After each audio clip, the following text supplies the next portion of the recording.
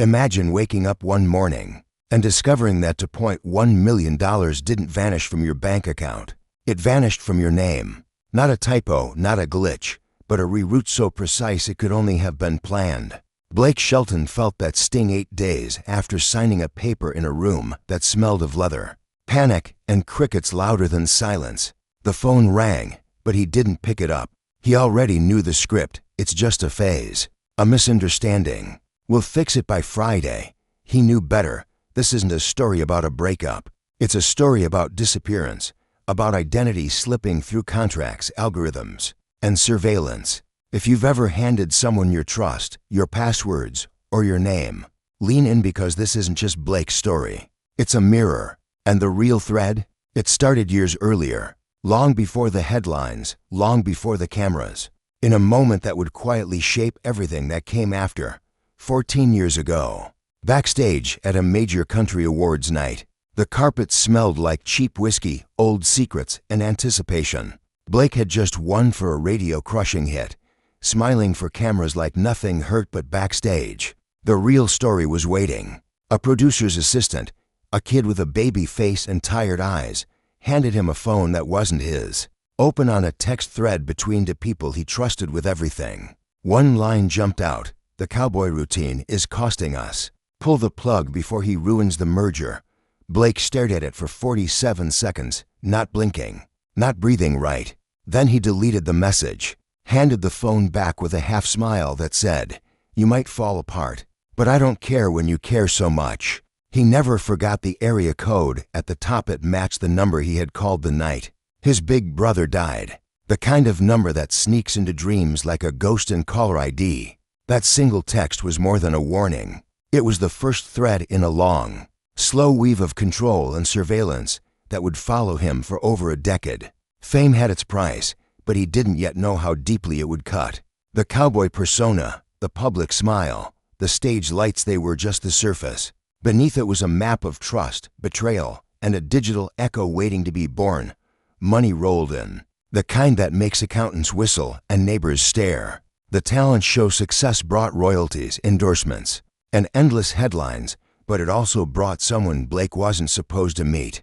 A lawyer with no past, no website, no business card. Just a retainer so obscene it sounded unreal for $100,000 for a handshake and a promise. "When you need to vanish, I can help," the man said. New name, new tax ID, new everything. Paid from a line item called tour maintenance, but there was no tour. There was only a very public romance, cameras, and the relentless pressure to be Blake Shelton. The perfect country star. The ranch, once a home, became a little fortress. His laughter sharpened. He paused before answering simple questions. Fans noticed.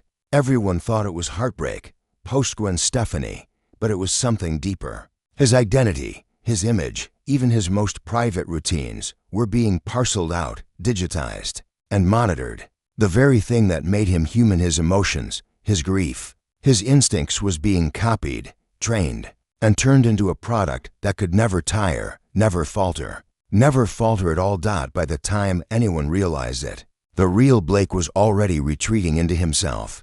The empire wasn't built on lies, it was built on extracting the essence of a man. Until a ghost could replace him, the first whispers of something impossible began quietly. Cameras appeared outside the ranch, live feeds running night after night. Every conversation, every gesture, every heartbeat was cataloged. Not for blackmail, not for drama, for data, for a model. They weren't creating lies, they were building a digital Blake Shelton. A ghost who could smile, tour, sign autographs, and write Heartbreak without ever tiring. The timestamp 11:47 p.m. became a ghostly marker. It wasn't when the feed ended, it was when the process began. Every move of the real Blake, every pause, every tremble, was mapped, analyzed, and digitized. The AI wasn't a replacement yet, it was a rehearsal for perfection. Fans thought they were watching him live. They weren't. They were watching a carefully trained echo, a version stripped of fatigue, doubt, or nuance. Meanwhile, the real Blake retreated further into the ranch. The cameras outside were a reminder, not a threat. They were teaching the system how to emulate him, while he learned how to vanish quietly into the world he still owned. The echo could perform endlessly, but the human couldn't be contained. and the line between reality and simulation blurred so slowly that no one noticed, until it was nearly complete. Amid the surveillance and digital ghosting, the real Blake held on to fragments of humanity. A simple white coffee cup became a beacon, a relic of memory and grief. On its side, faint blue initials, RK, for Richie, his late brother. Not just a cup, but a connection, a thread that no algorithm could sever. Every sip reminded him who he was, what mattered, and why he could never fully surrender to the machine that learned his every gesture. Songs, too, became secret codes. Chords hummed the week before tragedy. Lyrics only Richie would understand. Gestures meant for no one else. The world watched the AI Blake perform flawlessly, but the real Blake hid in plain sight, letting the smallest symbols, coffee cups, chords, handwritten notes carry the story the algorithms could never replicate. Even Gwen Stefani became part of the quiet resistance. When she lifted that plain white cup during rehearsal, she wasn't signaling to Blake, it was a message to the boardroom. I see what you're building, and I refuse to play with a ghost. Publicly, the duet continued, but privately a silent rebellion unfolded. Blake's world became a landscape of coded rituals, small gestures, and private acts of defiance. The symbols were his armor, protecting his humanity in a system designed to erase it.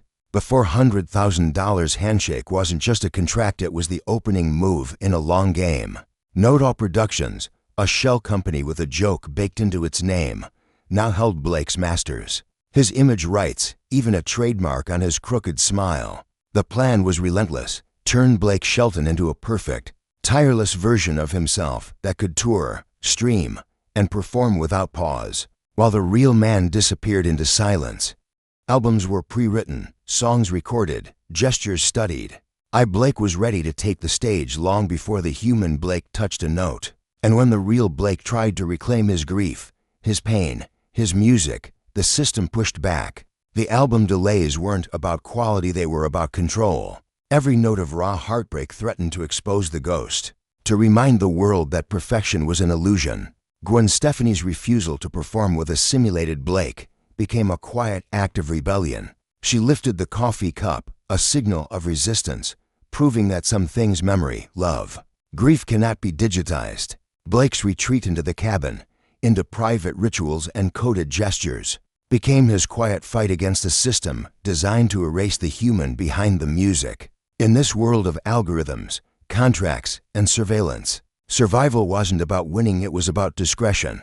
Blake retreated to Oklahoma, to a cabin tucked away on the back 40, far from Wi-Fi, cameras, and corporate eyes. Here, he reclaimed the parts of himself that algorithms could never touch. Each morning, he brewed coffee in the white cup with Richie's initials, letting the steam curl into memory. Each chord strummed on the old guitar was a map of life, a language only he and his brother could understand.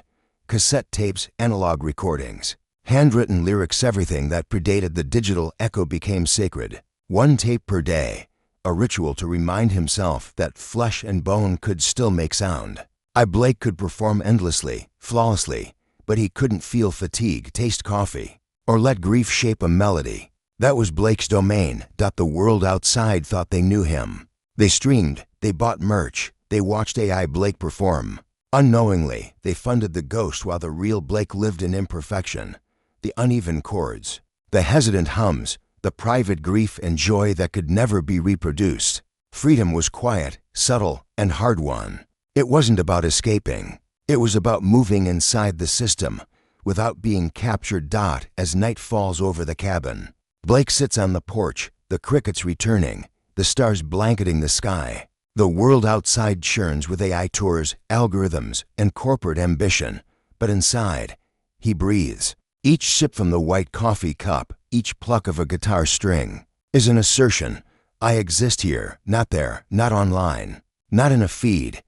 He thinks of the first time he realized what they wanted, not just his music, his fame, or his image, but his very essence. The goal was total replacement, a living, breathing, calculating algorithm of him that could be everywhere, do everything, never tire. He had already faltered. He had already been consumed by expectations. The system wanted the equation, not the man. And yet, he survived. By choosing silence over exposure, imperfection over perfection, human over algorithm, he reclaimed himself. The AI Blake performs, tours, and streams, but the real Blake moves in air, wood, and memory. Every song, every chord, every ritual preserves what cannot be captured: grief, love, mistakes, and life itself. Freedom isn't leaving the system, it's living within it without being measured. And as he listens to the wind, watches the river bend, and strums the guitar built by his brother's hands, Blake knows one truth: the world may chase ghosts, but the human behind the echo is untouchable, untraceable, and entirely alive. By dawn, mist rolls across the fields, softening everything it touches. Blake hasn't slept, but he isn't tired. The quiet has transformed from isolation into refuge. Somewhere in the distance, a coyote cries, real and wild. The coffee cup sits on the counter, clean and white, carrying memory but no longer demanding tribute. The past, the grief, the pressures, they are his, not the system's.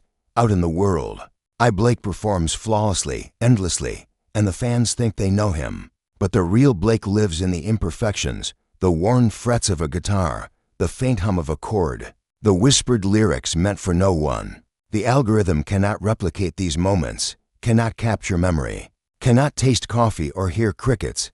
Freedom isn't escaping. It's being present in the unmonitored, untagged, human spaces. It's choosing to exist fully, even when the world measures, monetizes, and replicates you. Blake has reclaimed the life they tried to digitize, one private ritual at a time. And as he walks the back 40, guitar in hand, he proves it. A human life, grief, love, and memory is not replaceable. The story leaves us with two questions to carry forward. When have you realized that a version of yourself, a persona, or a role you played had replaced the real you? And if silence or solitude is the only way to protect what's left of your soul, would you choose it, even if the world misunderstands? Blake's story answers both. Sometimes survival isn't loud. Sometimes it's quiet, deliberate, and human.